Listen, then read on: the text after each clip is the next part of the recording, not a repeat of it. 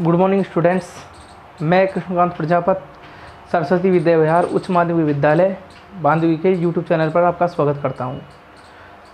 हमने विगत क्लासों में पढ़ा था संख्या पद्धति, संख्या के प्रकार और बोर्डमास नियम। इसके अलावा हमने ये टॉपिक पढ़े थे। तो अब हमने बताया था आपको हम पढ़ने वाले हैं, जैसे हमने पिछली बार पढ़ा था संख्या पद्धति में, संख्या के प्रकार में संख्या का प्रकार था परिमेय संख्याएं। तो परिमेय संख्या क्या होती है? जिन संख्याओं को परिमेय संख्या किन्हें कहते हैं? जिन संख्याओं को p/q के रूप में लिखा जा सके उन्हें क्या कहते हैं? परिमेय संख्याएं। तो आपकी पहली प्रश्नावली है परिमेय संख्याओं की। तो परिमेय संख्याओं में हम पढ़ेंगे, आज हम पढ़ने वाले हैं परिमेय संख्याओं की कुछ संक्रियाओं के बारे में। किन की संक्रियाएँ हैं वो? योग और गुणज की। किन की संक्रियाएँ हैं? योग और गुणज की। हम पढ़ने वाले हैं आज संक्रियाएँ परिमेय संख्याओं के लिए योग व गुणज की संक्रियाएँ, ये पढ़ेंगे हम। और उनका देखिए क्या होती है, वो कौन कौन सी संक्रियाएँ हैं। पहली संक्रिया बता देता हूँ मैं आपको, क्रम विनिमयता, और दूसरी है साचर्यता। दोनों संक्रियाएँ हैं, इन दोनों संक्रियाओं को हमें पढ़ना है। परिमेय संख्याओं की संक्रिया को योग व गुणज के लिए कौन कौन सी संक्रियाएँ हैं? क्रम विनिमयता और साचर्यता। आपको ये टॉपिक खासकर पढ़ना है क्योंकि ये पहली प्रश्नावली में काम आने वाला है, उनको समझना है। इन्हीं संक्रियाओं के आधार पर हमारे सवाल हल होंगे, इन्हीं संक्रियाओं को लगाकर हम पूरे सवाल हल करेंगे। तो इन्हीं संक्रियाओं को में हम पढ़ते हैं। देखिए परिमेय संख्याओं के लिए योग व गुणज की संक्रिया कौन कौन सी हो गई? पहली हो गई क्रम विनिमयता, दूसरी हो गई साचर्यता। तो हम टॉपिक ले लेते हैं, पहले क्रम विनिमयता को समझ लेते हैं। तो क्रम विनिमयता क्या होगी? देखिए इधर जरा, क्रम विनिमयता के बारे में बता देता हूँ मैं आपको। अब देखो क्रम विनिमय संक्रिया क्या होगी? क्रम विनिमयता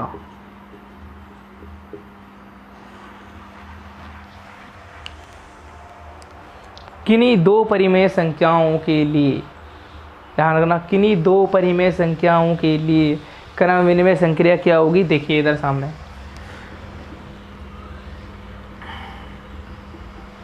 किन्हीं दो परिमेय संख्या।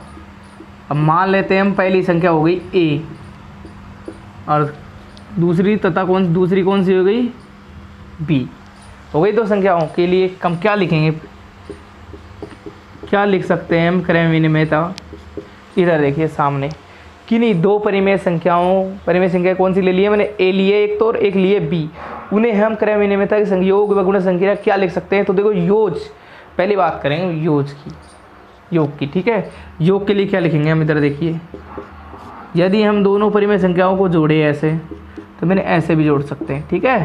तो इनका मान समान होगा, ये ध्यान रखना। यदि a + b किया जाए या फिर b + a किया जाए तो यह मान हमेशा योग के लिए समान होगा। ये क्या होती है? क्रम विनिमयता। देखो पहले देखो a थी, उसके बाद b थी, ये क्रम था पहले। उसके बाद हमने क्या किया? इधर देखिए दूसरी तरफ b + a। क्या बताया कि यदि ऐसे जोड़ दो या ऐसे जोड़ दो, मान क्या आएगा? समान आएगा। यह संक्रिया, यह मान क्या यह तरीका क्या कहलाता है? क्रम विनिमयता। इस तरीके को, इस पैटर्न को क्या नाम दिया है? क्रम विनिमयता। इस तरीके का नाम ये है। अब इसे गुणज के लिए बात करते हैं हम। गुणज के लिए देखिए, गुणन के लिए, ठीक है।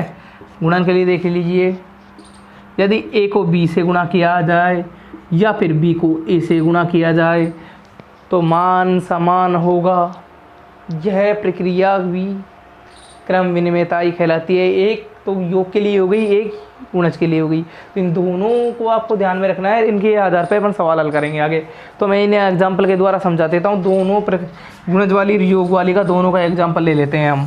इधर देख लीजिए, ये संक्रियाएँ आपको याद होनी चाहिए खासकर, क्योंकि ये सवालों में काम आने वाली हैं।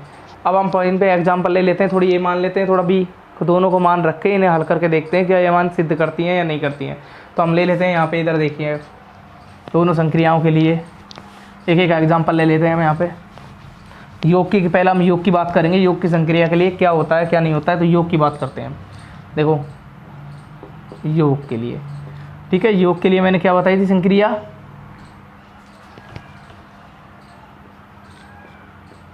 क्रम विनिमयता।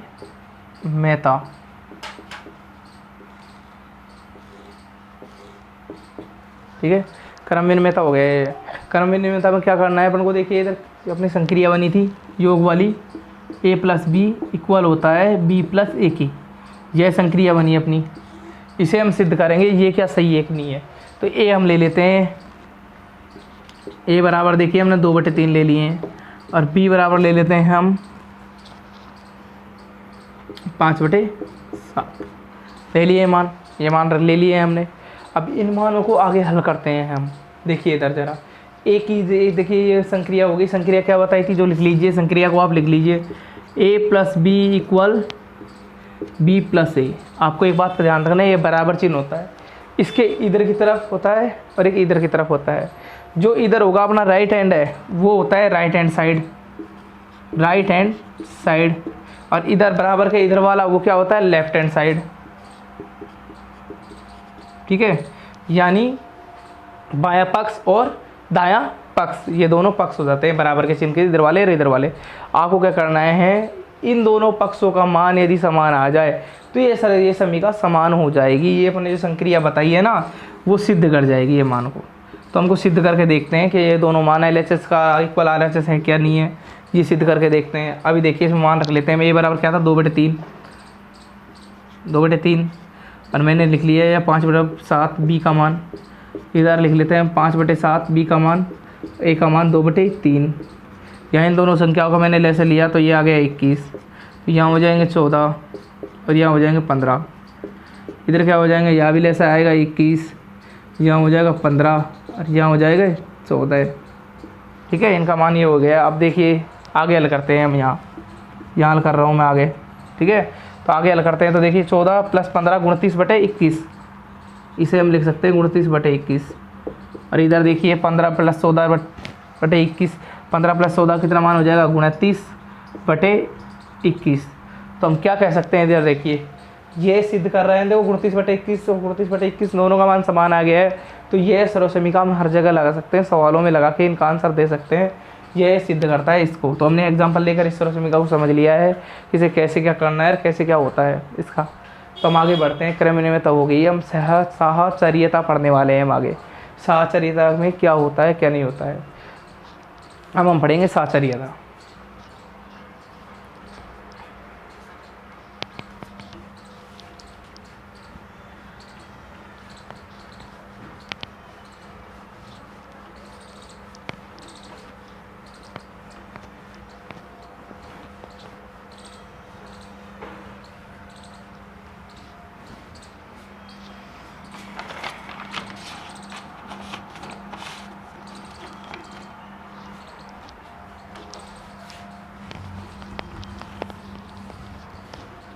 अब हम पढ़ते हैं साहचर्यता।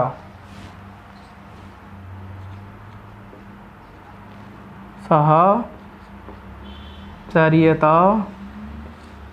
या फिर इसे हम बोल सकते हैं सहचारिता। सहचारिता,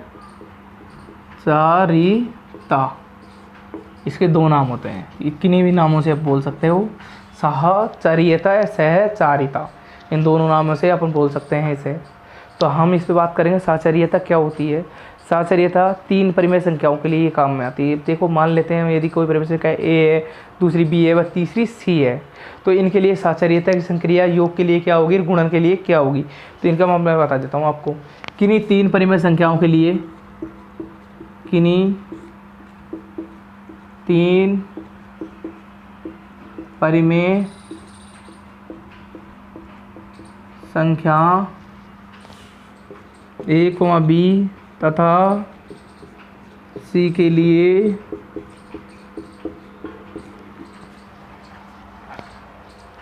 देखो क्या होगी, किन्हीं 3 परिमेय संख्या A तथा B के लिए साहचर्यता के लिए योग के लिए क्या होगी। देखिए इधर योग के लिए बात करें तो हमें इसे लिख सकते हैं, यदि हम A + B इन दोनों को पहले जोड़ कर फिर लास्ट में C जोड़ा जाए।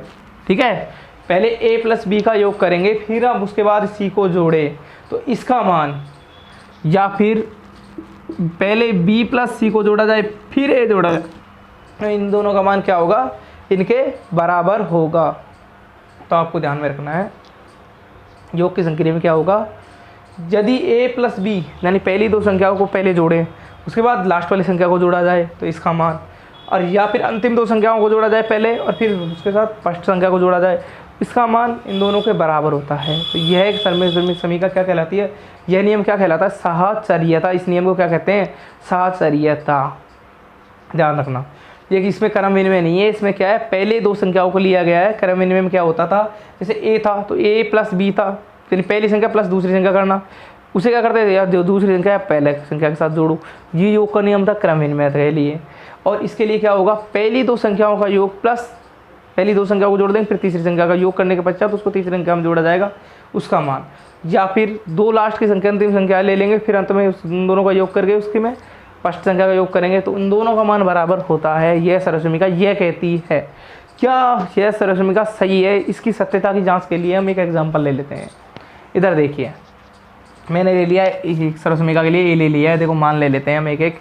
तो मान लिया है मैंने पहले ए लिया है मैंने, देखिए इधर ए की वैल्यू मैं ले लेता हूँ 1/3, बी की वैल्यू ले लेता हूँ मैं 3/2, 2/3 ले लेते हैं चलो, और सी की वैल्यू हम लेंगे 5/2।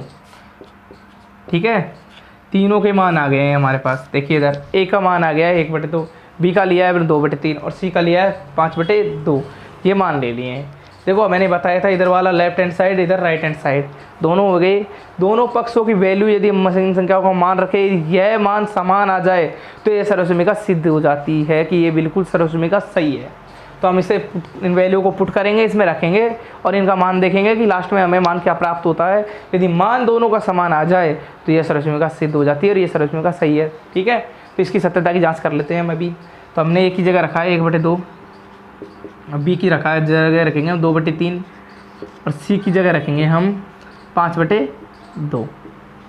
ठीक है, फिर हम बात करते हैं इसकी ए की जगह रखेंगे हम 1/2 प्लस ब्रैकेट में क्या आएगा, बी की जगह हम रखेंगे 2/3 और सी क्या है 5/2। मैंने आपको बताया था बोर्डमास नियम के हिसाब से कि सर्वप्रथम आप क्या करेंगे, ब्रैकेट को हल करेंगे। ब्रैकेट के अंदर फिर आपको जोड़ बाकी गुणामार्क बोर्डमास के डिवीजन के हिसाब से देख लीजिए, BOD MAS पे D for division, M for multiplication, A for addition, last में सब्ट्रैक्शन। इस क्रम में अपन हल करते हैं। तो अपन को सबसे पहले पता है ब्रैकेट हल करेंगे। ब्रैकेट में भी सबसे पहले कौन सा ब्रैकेट हल किया जाता है, वो है सबसे बड़ा छोटा ब्रैकेट, फिर मझला ब्रैकेट, उसके पश्चात हम हल करेंगे बड़े ब्रैकेट को। तो हम देखो सबसे पहले छोटे ब्रैकेट दोनों साइड है उन्हें हल कर लेते हैं, फिर उसके बाद बाकी संख्याओं को हल करेंगे। तो देखिए इधर दोनों में देखिए 3, इसमें बात करते हैं, इधर से बात कर लेते हैं। पहले हम हल कर लेते हैं लेफ्ट हैंड साइड को, फिर हम राइट हैंड साइड को हल कर लेंगे। तो लेफ्ट हैंड साइड में देखिए 2 है 3 है, इनका लेस से क्या हो जाएगा, लेस आएगा 6। ठीक है, तो इधर हो जाएगा 3, इधर हो जाएगा 4। देखो इधर 6 लेसा लिया अपन ने, 6 लेसा लिया, जहाँ पे 2 दे रखा है 2 का भाग दिया आपने, इसमें दे दिया भाग। 2 का भाग देने पर हमें क्या प्राप्त होगा, देखिए इधर 2 का इसमें भाग दिया हमने, 2 तिया 6, 3 बार गया और इसको देखो 1 से 3 गुणा किया तो 3 एकम 3 आ गया, ये 3 है। इस 3 का इसमें भाग दिया, कितनी बार गया, 2 बार, तो 2 आया भागफल, उसे यहाँ से संख्या से गुणा किया 4 आ गया। ठीक है, फिर इसमें बची हुई संख्या को मैंने ऐसे कैसे लिख दिया।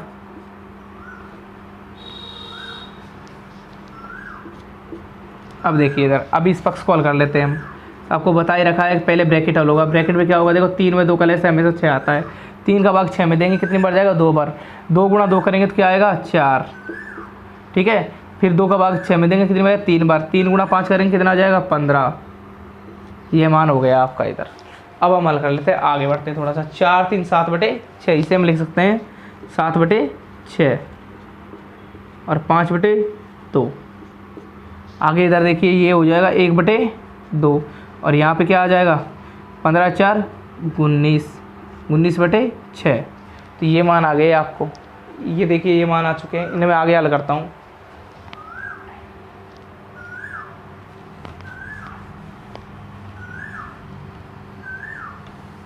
आगे हल कर लेते हैं। देखिए इधर ले लेता हूँ मैं, देखिए इधर ये संख्याओं को यहाँ पे लिख देता हूँ आगे। अपन को प्राप्त हुई थी 7/6, 5/2, 1/2 और 19/6, ये प्राप्त हुआ था अपन को, ये प्राप्त हुआ था ना।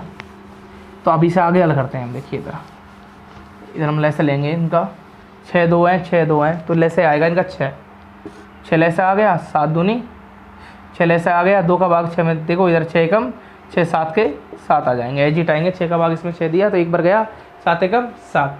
इधर देखिए 2, ये 3 बार जा रहा है तो कितने हो जाएगा, 5 15, इतना हो जाएगा 15। यहाँ पे क्या हो जाएगा 15। अब इधर ले लेते हैं हम, यहाँ आएगा 6 से, ये कितनी बार गया, इधर देखिए 2 में भाग 6 का देंगे, 6 में भाग 2 का देंगे। इधर देखिए सॉरी 6 में भाग अपन को इस संख्या में इसका भाग देना है, देखिए इसमें इसका भाग देना है, तो 2 का भाग 2 में 6 में 2 का भाग देते हैं अपन, तो क्या आ जाएगा 2 तिया 6, 3 बार गया, 3 एकम 3। और देखो 6 का भाग 6 में देंगे, क्या रहेगा, 1 बार गया, 19 एकम 19 आ गया है आपका। ठीक है, 15 और 7 22, ये इधर का मान आ गया 22 बटे 6, इधर जोड़ते हैं 19 और 3 22 बटे 6। ये हो गया ना LHS इक्वल RHS। देखिए इधर तो हम ये कह सकते हैं, तो ये सिद्ध होती है, अतः हम ये कह सकते हैं यदि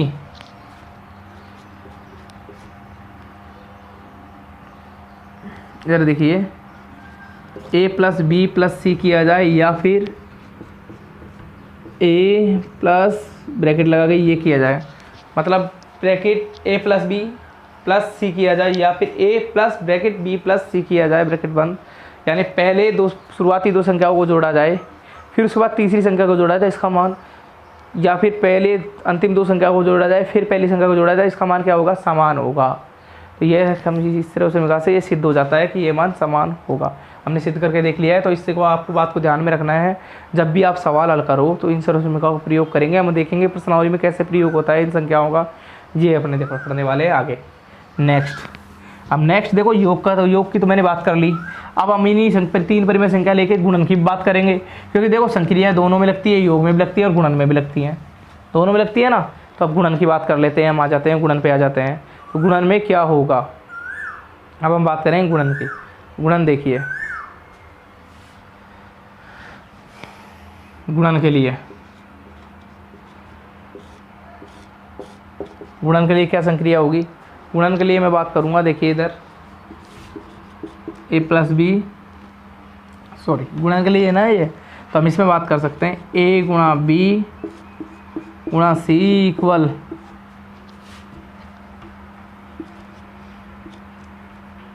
A गुणा B गुणा C। इधर देखिए यदि पहली 2 संख्या को गुणा किया जाए पहले, फिर अगली संख्या को गुणा किया जाए, तो उसका मान पहले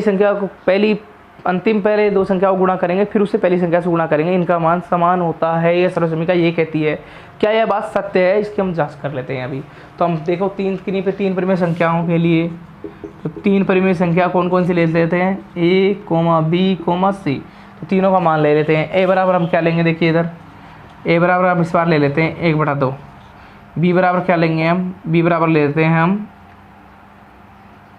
1/3, और C बराबर क्या लेंगे 1/4। तीनों मान ले लिए मैंने यहाँ पे।